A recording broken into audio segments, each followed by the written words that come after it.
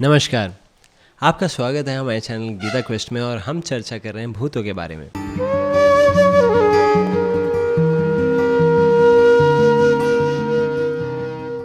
पिछली बार हमने चर्चा की भूतों के बारे में कि भूतों के ऊपर क्या सिद्धांत है भगवद गीता का, कैसे भूत एग्जिस्ट करते हैं और हमने चर्चा की किन पर वो अटैक करते हैं, कैसे कोई व्यक्ति बच सकता है उनसे।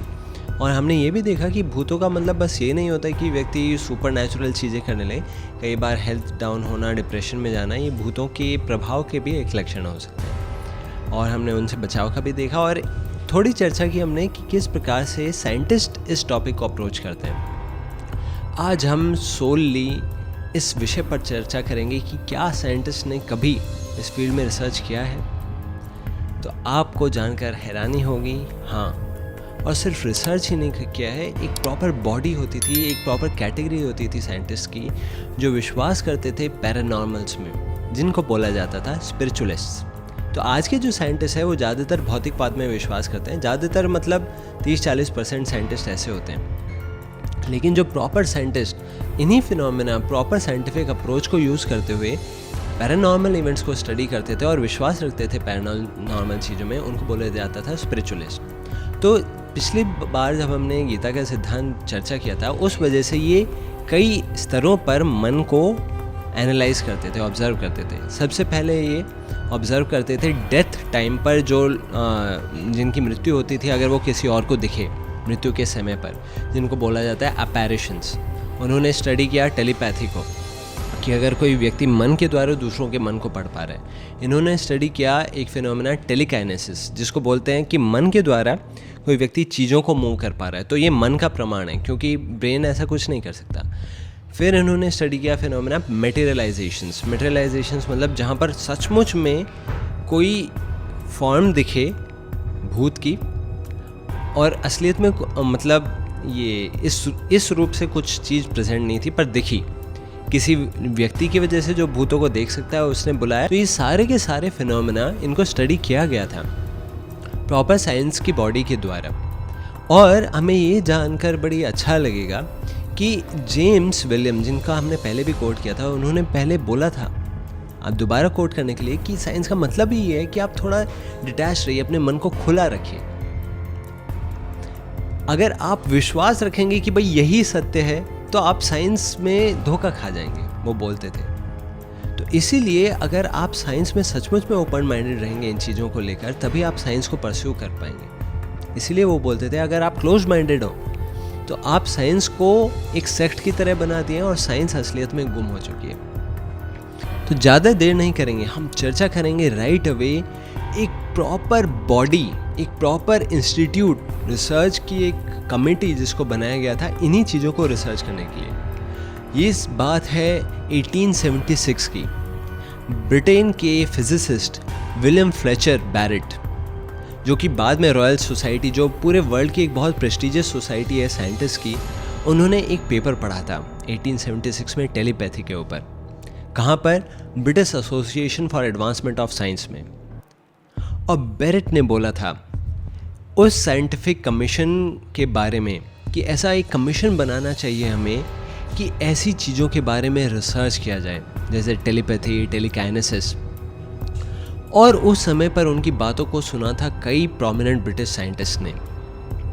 कई लोगों ने तो उनको नकार दिया था कि नहीं, ये चीज़ें सही नहीं है साइंस के द्वारा इनको परस्यू करना। पर उनको एक फेवरेबल रिप्लाई मिला कुछ ऐसे साइंटिस्ट के द्वारा, जैसे विलियम क्रुक्स जो फिजिसिस्ट थे, लॉर्ड रेले जो फिजिसिस्ट थे, और इनके अलावा बहुत सारे ऐसे लोग थे जो प्रभावित हुए थे। पर इन तीनों ने लीड लेकर ये प्रॉपर बॉडी शुरू की जिसको बोला गया सोसाइटी फॉर साइकियल रिसर्च।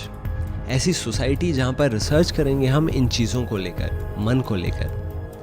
तो रेले ने सबसे पहले जो चेयर किया कैम्ब्रिज यूनिवर्सिटी में, और वो सबसे पहले प्रेसिडेंट बने। तो इस तरीके से संगठन हुआ सोसाइटी फॉर साइकिल रिसर्च का, SPR, 1876 के उस पेपर के द्वारा। देखने वाली बात यह है कि उसके मेंबर्स कौन कौन बने उस समय के बाद। आपको लग रहा होगा क्या कुछ गिने चुने लोग बने होंगे और बस जिनको विश्वास होगा ऐसी चीज़ों पर देखते हैं किस किस प्रकार के लोग उसके मेंबर बने थे। उसके मेंबर थे लॉर्ड रेले, जो कि कैम्ब्रिज यूनिवर्सिटी को चेयर कर रहे थे। बाद में वो रॉयल सोसाइटी, जो वर्ल्ड में बहुत प्रेस्टिजियस इंस्टीट्यूशन है साइंस का, अभी भी उसके प्रेसिडेंट रहे थे। उनको नोबेल प्राइज़ भी मिला था फिज़िक्स में, और वही वो व्यक्ति हैं जिन्होंने आर्गन, जो हम पीरियोडिक टेबल में देखते हैं, उसको उन्होंने ही डिस्कवर किया था, वो उसके मेंबर थे। इसके अलावा W.H. मेयर्स, एडमंड गर्नी और बेरेट खुद इसके लीड ले रहे थे। और 1884 में खुद बेरेट वो इसके एडिटर बने थे इस सोसाइटी के जर्नल्स के। फिर इस चीज़ का इन्फ्लुएंस ब्रिटेन से जाकर फिर यूनाइटेड स्टेट्स में भी होने लगा। यूनाइटेड स्टेट्स में इन्फ्लुएंस हुए विलियम जेम्स, जो कि एक फाउंडर हैं मॉडर्न साइकोलॉजी के, फाउंडिंग फादर्स माना जाता है, और अमेरिकन स्कॉलर्स भी इस सोसाइटी के पार्ट बने। और इस सोसाइटी में जो जर्नल्स लिखे गए बाद में, उसमें सिगमंड फ्रॉयड, कार्ल जंग, इस प्रकार के प्रोमिनेंट थिंकर्स भी इन्वॉल्व हुए। इसके साथ साथ इसके मेंबर थे ग्लैडस्टोन, जो कि एक प्राइम मिनिस्टर रह चुके थे, आर्थर बैल्फर, जो कि फ्यूचर में जाके प्राइम मिनिस्टर बने, और रॉयल सोसाइटी के 8 ऐसे scholars, including Alfred Russel Wallace. इन्होंने छाप छोड़ी है हमारी ओवरऑल साइंस के ऊपर। डार्विन का आप नाम बहुत सुनते होंगे। डार्विन के साथ जो हिस्टोरिकल पेपर था वो इन्होंने ही लिखा था, और इनके भी वही आइडियाज़ थे जो डार्विन के साथ आए थे। इसके ऊपर हम एक और वीडियो बनाएंगे। उसके साथ साथ थे इस पूरी टीम में, इस टाइप के माइंडसेट में, कैम्ब्रिज के astronomer John Couch Adams, physicist Lord Rayleigh, जिनके बारे में हमने पहले भी बताया था। और ये सब तो इस सोसाइटी के पार्ट थे। जॉन वेन जो जहाँ से वेन डायग्राम हमने पढ़े ना, जॉन वेन, वो भी इसी सोसाइटी के पार्ट थे, वो एक मैथमेटिशियन। और लुइस कैरोल, जिन्होंने एलिस इन वंडरलैंड लिखी, वो इस सोसाइटी के पार्ट थे। और थॉमसन, जे थॉमसन, जिन्होंने इलेक्ट्रॉन की डिस्कवरी की, वो इस सोसाइटी के पार्ट थे। और देखने वाली बात ये है, कई astronomers, researchers, mathematicians, physicist, psychologist, वो सब इसके पार्ट बनते गए अमेरिका में और ब्रिटेन में, और इसमें थोरो उन्होंने रिसर्च शुरू किया। पर ये तो एक सोसाइटी ऐसी, इस सोसाइटी के अलावा भी कई थिंकर्स इस पर सोच रहे थे। थिंकर्स कैसे? थिंकर जैसे ट्यूरिंग, जिस ट्यूरिंग मशीन के बारे में हम चर्चा कर भी रहे थे, वो इस पर रिसर्च कर रहे थे, पैरानॉर्मल एक्टिविटी पर। पेरी क्यूरी और मैरी क्यूरी, जिनका नाम इतना फेमस है, वो रिसर्च कर रहे थे इसके ऊपर, स्पिरिचुअल पैरानॉर्मल एक्टिविटीज़ को लेकर, और वो बहुत ओपन थे। और ये जो SPR थी, अपने आप में ये जो बॉडी फॉर्म हुई थी, इसके रिसर्च पेपर्स इतने हाई वैल्यू के माने जाते थे कि बाकी कई जर्नल्स के कंपेरेबल या उससे बेटर माने जाते थे अपने साइंटिफिक वर्क के लिए। कोई भी इवेंट को जब ये स्टडी करते थे तो उसको पब्लिश करते थे, कई इनके मेंबर्स उसको क्रॉस एग्जामिन करने जाते थे और इंश्योर करते थे कि इस इवेंट में कहीं पे भी धोखाबाजी ना की जाए, क्योंकि ऐसे इवेंट्स में फेम का भी बहुत चांस होता है, तो कई बार गलत तरीके से लोग आ सकते थे। लेकिन क्रॉस एग्जामिनेशन इन्वॉल्व होता था, बहुत अच्छे से वो पूरा अपने पास बुलाते थे लोगों को। कोई भी अगर इफ़ेक्ट दिखाना चाहता था तो अपने पास बुलाते थे उसको लैबोरेटरी कंडीशन में स्टडी करने के लिए, उसको एक प्रॉपर मॉनिटर्ड कंडीशंस में स्टडी करने के लिए।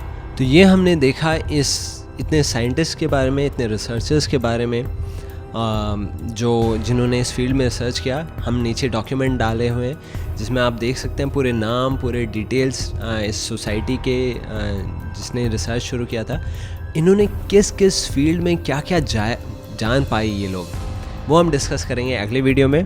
तो बने रहिएगा हमारे साथ। और हम चाहते हैं आप अपने ओपिनियंस दें कि आपको क्या क्यूरियोसिटी है, इन्होंने किस किस फील्ड में जाना होगा, और क्या आप जानते थे इन साइंटिस्ट के बारे में पहले से कि नोबेल लॉरियट्स भी इस फील्ड में रिसर्च किए हुए हैं।